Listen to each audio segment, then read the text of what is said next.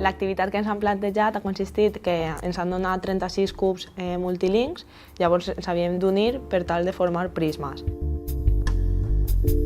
O sigui, amb 36 cubs, fer tots els prismes que trobeu diferents. La posició no indica diferència, que siguin diferents, que tinguin característiques diferents. Amb aquests prismes havíem de calcular l'àrea, llavors havíem de buscar 3 valors, que serien l'alçada, la profunditat i la llargària.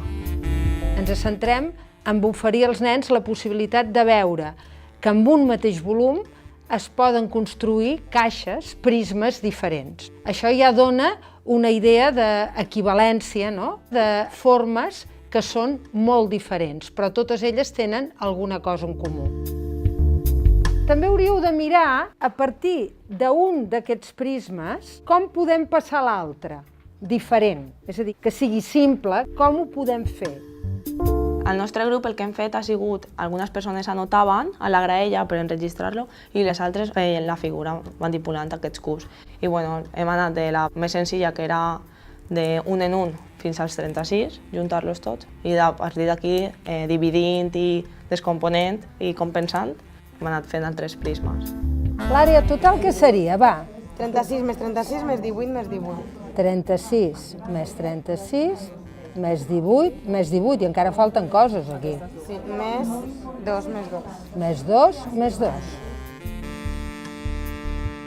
A la conclusió que hem arribat, gràcies a enregistrar-lo en la taula, és que quan menys distància hi ha entre els valors, l'àrea és més petita, llavors més ens acostaríem al cub. En canvi, quan la distància entre aquests valors és més gran, l'àrea, per tant, també és més gran. Per què? Què passa? On estan els cubs? Perquè els cubs hi ha els mateixos.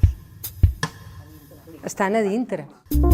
Un aspecte interessant és que els mestres puguin connectar l'activitat que avui es feia de mateix volum amb diferents àrees totals, amb l'activitat que es va fer en una altra ocasió de l'Arc de Sant Martí, que havien de representar productes amb una mateixa àrea i diferents perímetres. Gràcies a la manipulació d'aquests cossos geomètrics, descobrim noves maneres d'entendre la multiplicació, que seria la multiplicació de 3 factors.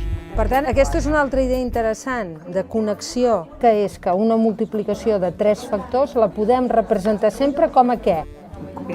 Com un prisma, sempre. Però això és interessant perquè no necessàriament quan a l'escola treballem nombres, només hem d'estar amb els nombres, i quan treballem geometria només hem d'estar amb la geometria, sinó que és interessant que els nens puguin connectar.